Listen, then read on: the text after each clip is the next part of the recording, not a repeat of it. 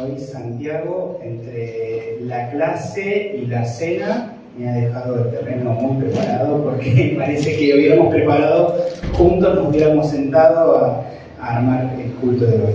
Pero realmente es un pasaje muy interesante el que vamos a ver hoy. Juan 15 es un pasaje que creo que lo conocemos bastante, solemos leerlo mucho. Y yo lo que voy a hacer es, hoy vamos a leer una porción de él, porque la verdad que es un pasaje que tiene muchísima riqueza, podríamos estar largo y tendido con este, pero vamos a leer los versículos del 1 al 5. ¿Sí? Juan 15, versículos 1 al 5 dice: Yo soy la vid verdadera y mi Padre es el labrador. Todo pámpano que en mí no lleva fruto lo quitará, y todo aquel que lleva fruto lo limpiará para que lleve más fruto. Ya vosotros estáis limpios por la palabra que os he hablado. Permaneced en mí y yo en vosotros, como el pámpano no puede llevar fruto por sí mismo si no permanece en la vid, así tampoco vosotros si no permanecéis en mí. Yo soy la vid, vosotros los pámpanos, el que permanece en mí y yo en él, este lleva fruto, porque separados de mí nada podéis hacer. El énfasis que hacía hoy Santiago. Ahora, también algo muy interesante que hablaba Santiago, él decía, la vid verdadera, la vid buena es el Señor. ¿Y saben por qué es esto? ¿Y por qué el Señor es un maestro de la enseñanza? Porque la vid era una imagen que el pueblo de Israel conocía perfectamente. Su auditorio lo conocía perfectamente. Y de hecho, tenían algo en su historia que los marcaba muy profundamente, que era: el pueblo de Israel fue comparado con una vid mucho antes. ¿Y cuál era el problema de esa vid? Que era una vid imperfecta, que no había podido llevar adelante la obra que el Señor quería. Por ende, es muy interesante que el Señor dice: yo soy la vid verdadera, y Él está a punto de mostrar de por qué Él es la vid que puede llevar adelante la tarea del Señor. Fíjense que en el Antiguo Testamento, en Isaías 5, el pueblo de Israel es nombrado como una vid que ha sido plantada por Dios. Y en el relato de este pasaje, que no lo voy a leer por completo, pero hay algo muy interesante donde dice el Señor que Él cuidó a esa vid, la regó, le dio lo mejor que pudo y le dio, dice aquí, uvas silvestres, llámese uvas agrias, uvas malas. Al fin y al cabo, fue una vid que no pudo cumplir con el propósito que tenía el Señor, no dio el fruto que debía dar.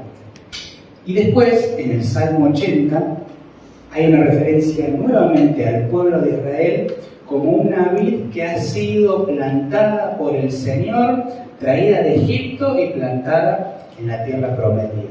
Y también es una vid que ha pasado por fuego y no ha logrado sobrevivir. Al fin y al cabo, el pueblo de Israel tenía muy clara la idea de la vid. Y ellos se identificaban como diciendo: el Señor muchas veces ha dicho que nosotros somos la vid, y de repente aparece Jesús y les dice: yo soy la vid verdadera.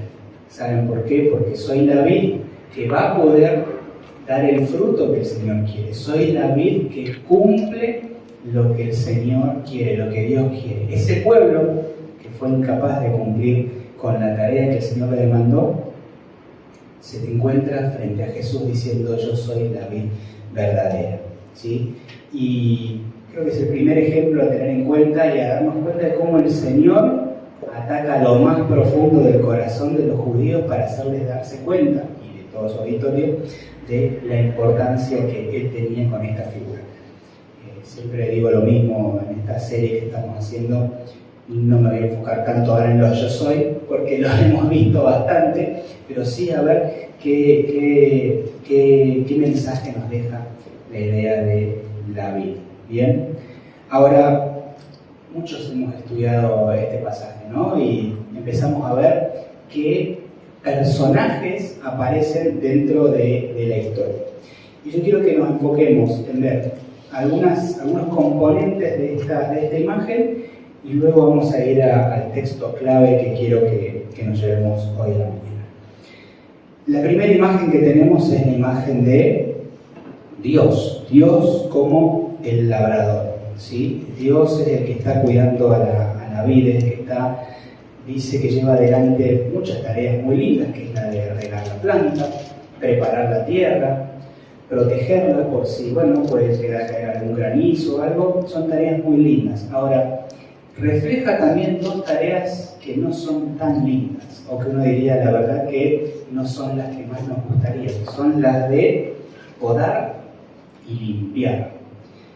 En ambos casos, sobre todo la de podar, que es una imagen fuerte, que es esta idea de cortar una parte que no está funcionando, que no está dando el fruto, y que en realidad lo tiene que hacer para que la planta no pierda fuerza, ¿sí?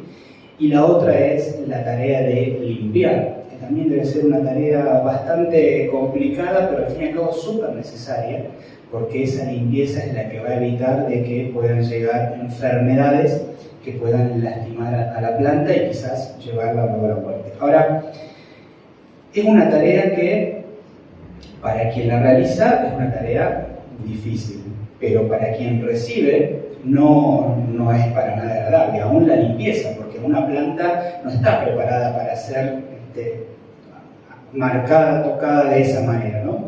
Y son tareas que son, al fin y al cabo, tareas que a nosotros nos quitan cierta, vamos a decir en el caso de la planta, cierta comodidad, ni hablar de que quita partes cuando se trata de podar. Y aquí lo importante que tenemos que pensar al Dios que realiza estas tareas, pensarlo en un Dios que hace estas cosas que para nosotros en un tiempo son malas o pueden verse malas, pero que en un futuro tienen su recompensa y son hechas para el bien, en este caso de la planta.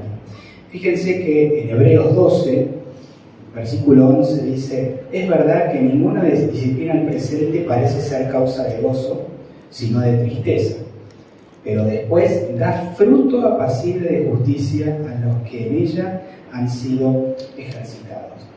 La tarea que realiza el Padre, Dios, aquí quien está cuidando a la planta, a veces son tareas que parecen dolorosas, dificultosas, que en el momento cuestan entenderlas, que en el momento decimos me está haciendo mal, pero que al fin y al cabo son parte de esa disciplina que para un futuro trae alegría y trae bien.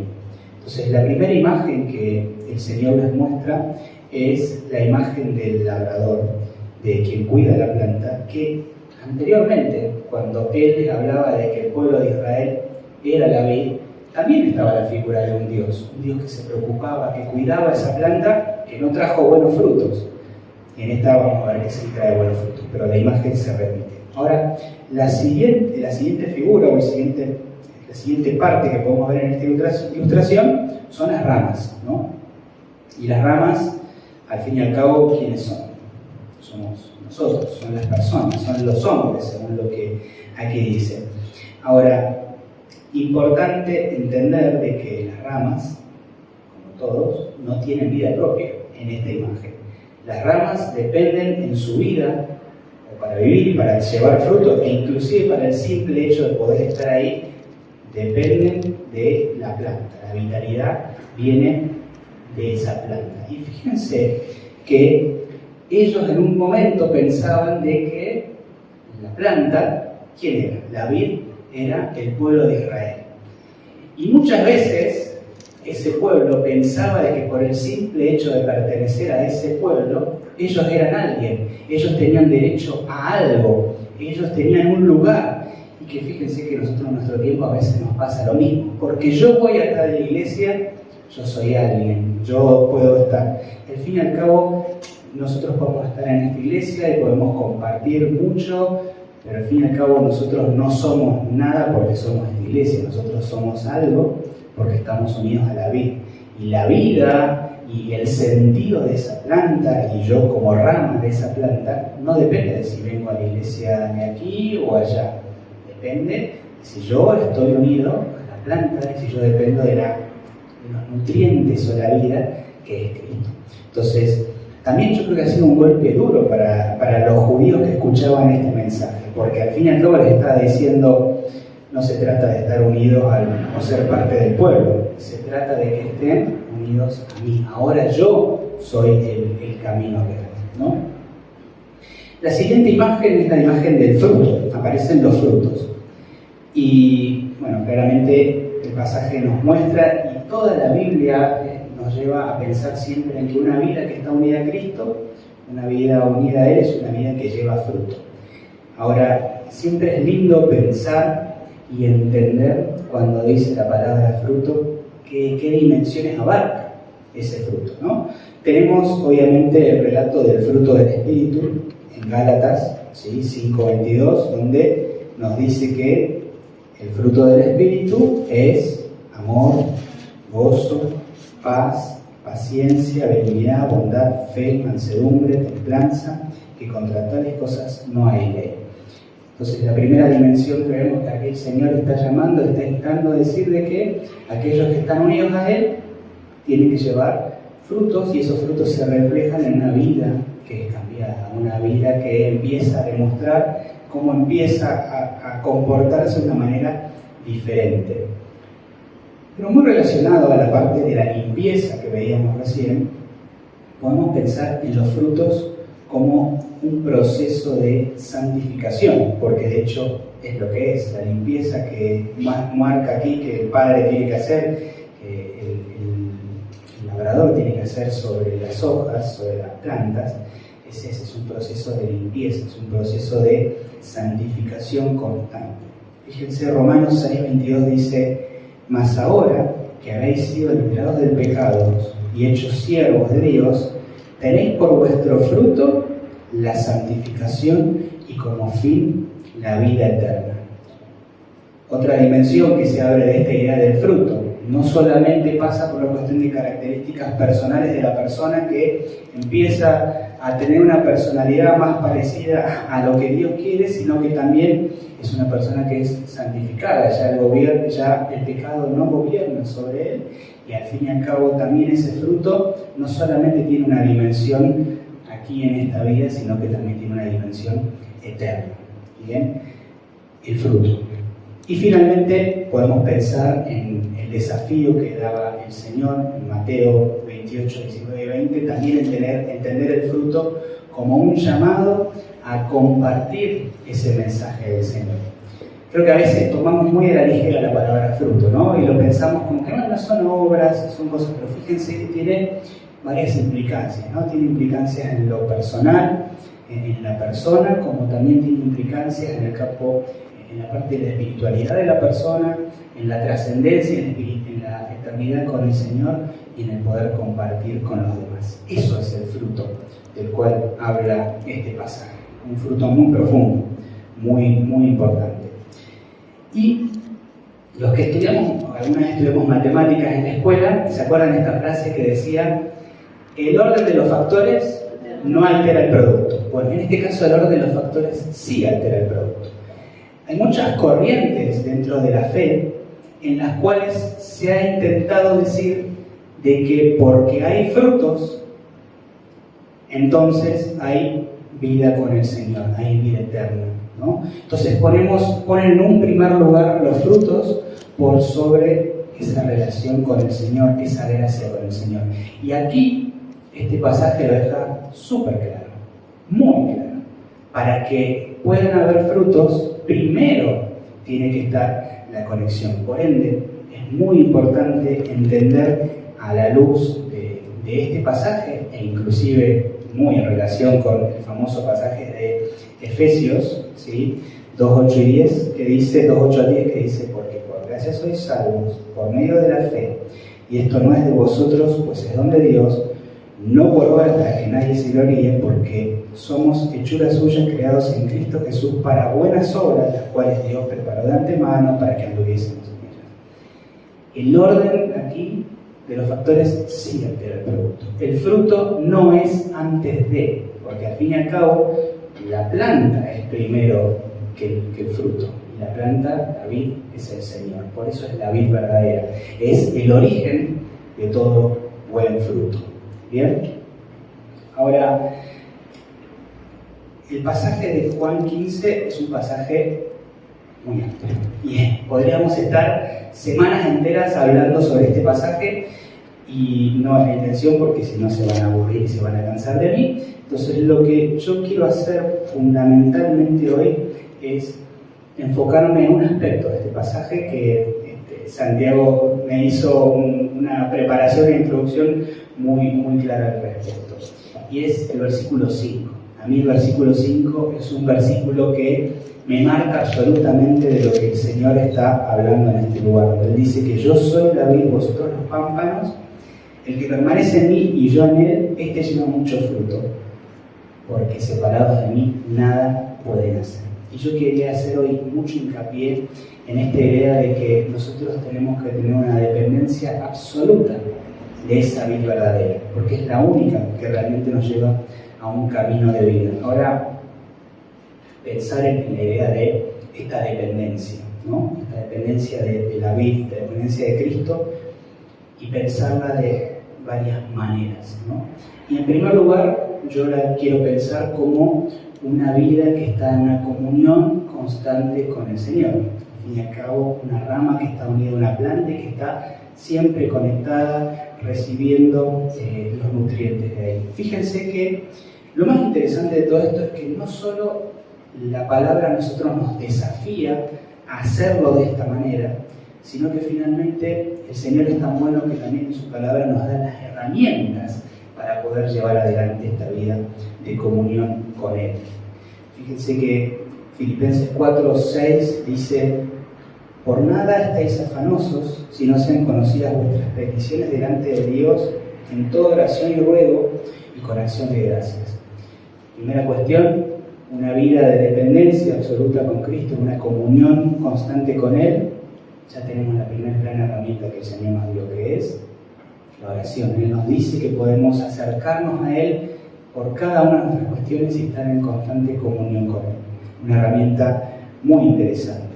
Y otra herramienta, y que me gusta cómo lo cuenta este salmo, es claramente la idea de meditar en su palabra. El hecho de estar y conocerlo mejor al Señor y estar en comunión con Él a través de la lectura de su palabra, de conocer su palabra.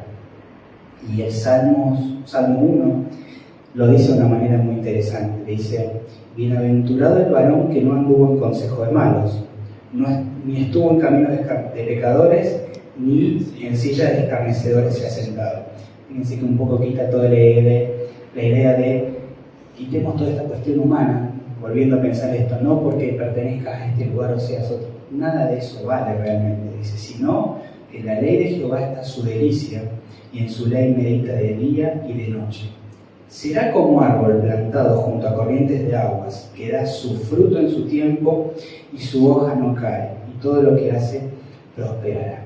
La idea de que para poder ser justamente aquellos que damos fruto como el Señor quiere que demos, necesitamos estar en comunión con Él, una comunión cercana, y se hace a través de la oración y a través de escucharle a Él, leerlo, conocerlo a través de su palabra. Insisto, esto es pura gracia, porque al fin y al cabo el Señor nos ha dejado todo regalado para que nosotros podamos estar con Él, ¿no? Ahora, pensando un poquito más allá en lo que es la dependencia del Señor, el mismo pasaje más adelante nos lleva a pensar en otra dimensión, que es la idea de la obediencia y el amor. Depender del Señor es también obedecerle, y que esa obediencia no tiene que ser un porque lo tengo que hacer, sino que esa obediencia se ve marcada por la idea de que es una respuesta amorosa a la gracia del Señor. Fíjense que Juan 15, justamente el 10 dice: si guardaréis mis mandamientos, permaneceréis en mi amor, así como yo he guardado los mandamientos de mi Padre y permanezco en su amor. ¿Sí? Una dependencia total que está en relación íntima con Él. ¿Por qué? Porque es obediente, y esa obediencia es una respuesta amorosa a la enorme gracia que el Señor tiene. Y a veces el Señor también, esta idea de depender de Él, nos deja la vara un poco alta, porque hay un texto que tiene que ver mucho con esto, que es Primera de Juan 2:6, y habla un poco de esta dependencia y de estar y ser obedientes a Él. Dice: el que dice que permanece en Él debe andar como Él anduvo. Es una dependencia total que particularmente también tiene un desafío enorme, que es cumplir con esta palabra. Si decimos que permanecemos en Él, tenemos que andar como Él anduvo. Una vara alta, pero no quiere decir de que el Señor nos haya dado las herramientas para hacerlo. Un poquito más adelante, pensando en esta idea de la dependencia, agreguemos el hecho de una confianza total en el Señor. Hay un proverbio que es absolutamente conocido, Proverbio 3, versículos 5 y 6, que dice lo siguiente. Dice: fíate de Jehová de todo tu corazón y no te apoyes en tu propia prudencia.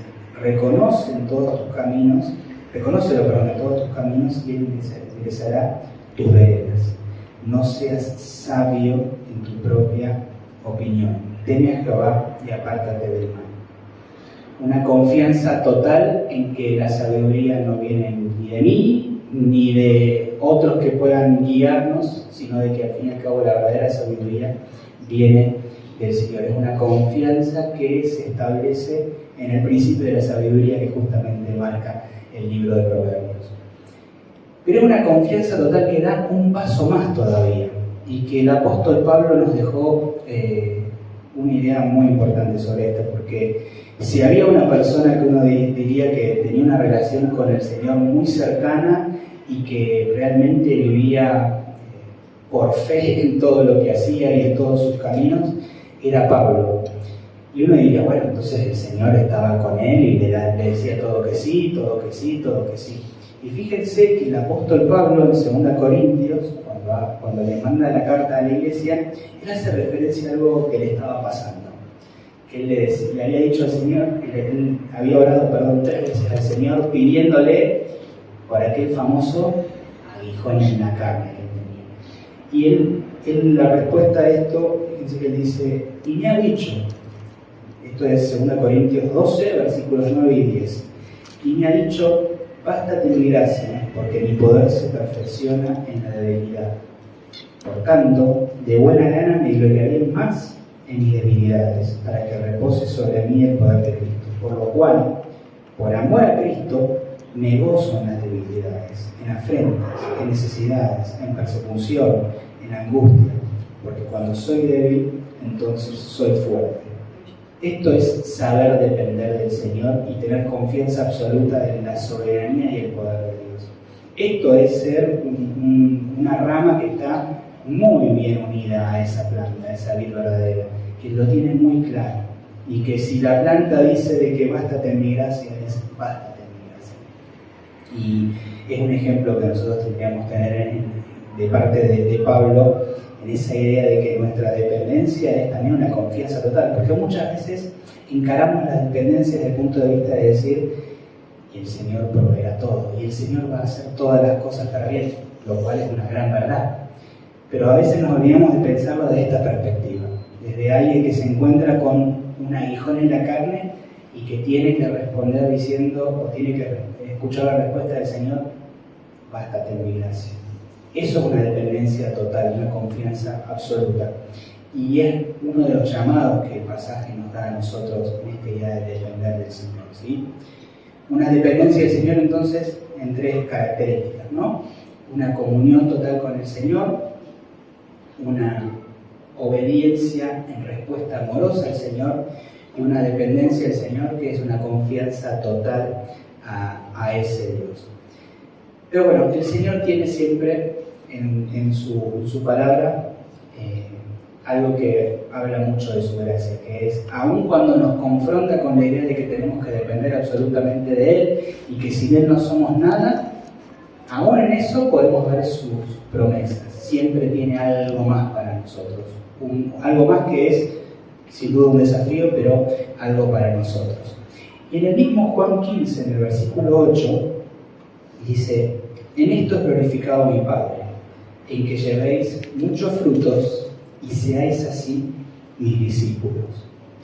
Una vida en dependencia del Señor y que está unido al Señor y en esa dependencia justamente, tiene algo como promesa muy linda. Lo primero es que va a ser una vida que va a poder dar gloria al Señor. Creo que es lo que todos anhelaríamos y desearíamos poder hacer. Al punto tal la gloria al Señor de que dice de que seáis así mis discípulos. Al fin y al cabo seamos identificados como sus seguidores. Una vida que depende del Señor y en la que estamos llamados nosotros va a ser una vida que en todas estas acciones que veíamos antes, al fin y al cabo demuestren la gloria al Padre. Y después hay un salmo y una promesa muy linda que nos ayuda a ver esta idea de que nosotros tenemos siempre la perspectiva, o siempre pensamos mucho en la perspectiva eterna, ¿no? De pensar, bueno, las promesas son la eternidad con el Señor. Pero el Señor también tiene promesas para la vida en esta tierra. Y fíjense que el Salmo 92, versículos 12 al 14, dice esto, dice: el justo florecerá como la palmera, crecerá como el cedro en el Líbano. Plantados en la casa de Jehová, en los atrios de nuestro Dios, florecerán.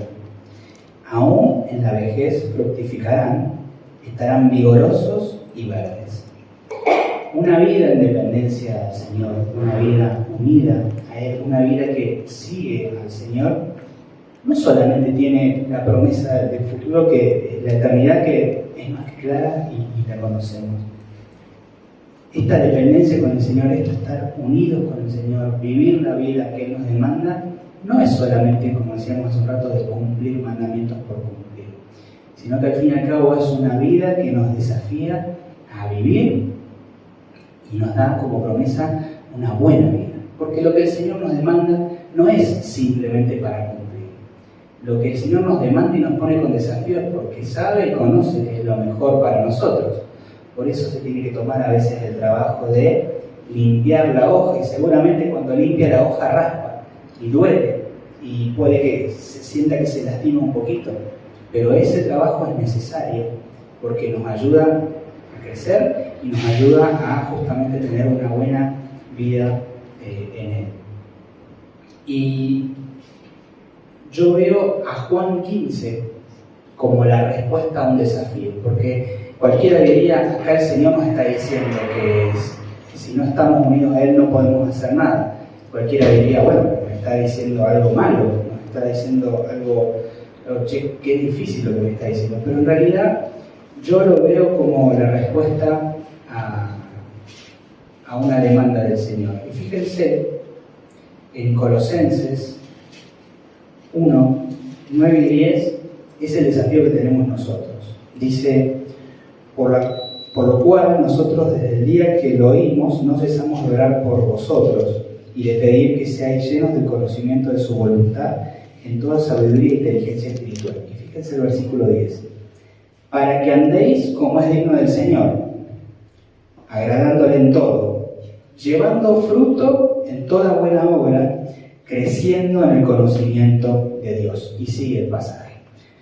Parece que son 3-4 oraciones muy cortitas, pero son 3-4 oraciones muy cortitas que yo me quisiera poner con un papel y empezar a anotar y hacer tildes si yo puedo cumplir esto, para andar como es digno del Señor. Y ando como es digno del Señor cuando voy de trabajo, y ando como es digno del Señor en mi estudio, y ando como es digno del Señor con mi relación con mi familia, y ando como es digno con el Señor con el vecino, y ando como es digno, y así. Después sigo agradándole en todo. Bueno, le agrada en todo al Señor lo que estoy, punto por punto. Y es un desafío grande, sobre todo si hacemos esto, yo digo, de analizarlo bien en profundo, porque si no, uno pasa y lee el pasaje rápido y dice, sí, agradándole todo, como es digno del Señor, y pasa, porque uno lo analiza muy por arriba. Ahora, si lo podemos ver bien en profundidad, nos damos cuenta de que es una vara alta, una vara complicada. Pero aquello que parece tan complicado, en Juan 15 tenemos la respuesta para eso que parece tan complicado. Es tan sencillo y tan, nosotros digamos en Argentina, que nos rompe tanto la cabeza porque nos desarma toda nuestra estructura de pensar que por nosotros mismos lo podemos hacer. Pero si nosotros queremos eso, andar como el Señor quiere, hagándole, llevando fruto que sea de buena obra, y que podamos crecer en el conocimiento, el Señor dijo, bueno, se los voy a hacer un poco simple porque a veces ustedes se complican mucho. Es tan simple como que separados de mí, nada puedo hacer. Sean una planta que esté unida a la vid. Reconozcan esa vid, únanse a ella, quédense unida a ella y lo demás será cuestión de, bueno, de trabajar y todo. Ahora, a mí siempre me gusta que uno lee o cuando uno tiene años de creyente, hay muchos pasajes que los pasa por arriba, hay muchas temáticas que uno las pasa y las da por sentadas. O hay muchas preguntas que uno las hizo cuando era mucho más joven y hoy dice las paso. Hace 10 años atrás sí yo me ponía a analizar esto porque bueno, recién estaba empezando en la fe. Y lo que el Señor nos está diciendo acá, por lo menos a mí en lo particular, me desafía a veces a volver a lo obvio, a lo que yo pienso que es lo obvio. Y tan simple como ponerme a pensar y preguntarme a mí mismo, Señor, ¿estoy siendo una rama que está bien unida a la vid verdadera que eres tú? Señor, ¿cómo está yendo mi proceso de limpieza? ¿Estoy siendo una planta, una rama que está siendo limpiada, se está dejando limpiar por ti? Y al fin y al cabo, ¿estoy mostrando algún fruto que realmente glorifica al Señor? Porque por ahí puedo tener un fruto que diga, mira qué bueno, porque lo estoy haciendo y salió bueno, toqué una canción y salió muy buena. Eso no pasa por glorificar al Señor, no, porque me estoy diciendo, a mí me salió bien, no.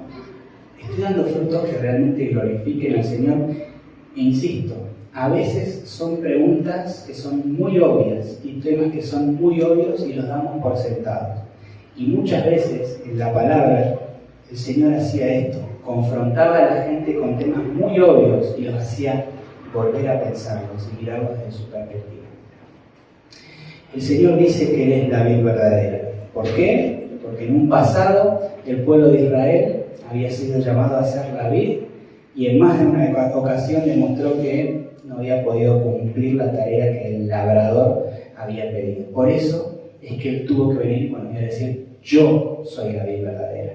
Y todas las ramas que van a crecer de mí van a ser las que realmente van a dar el fruto que el Padre quiere. No fruto silvestre, no fruto agrio, no fruto que finalmente se caiga y se pierda de grande. Es una vid que va a permanecer y los que permanezcan con ella van a dar el fruto que el Señor quiere. Y ese es el desafío nuestro.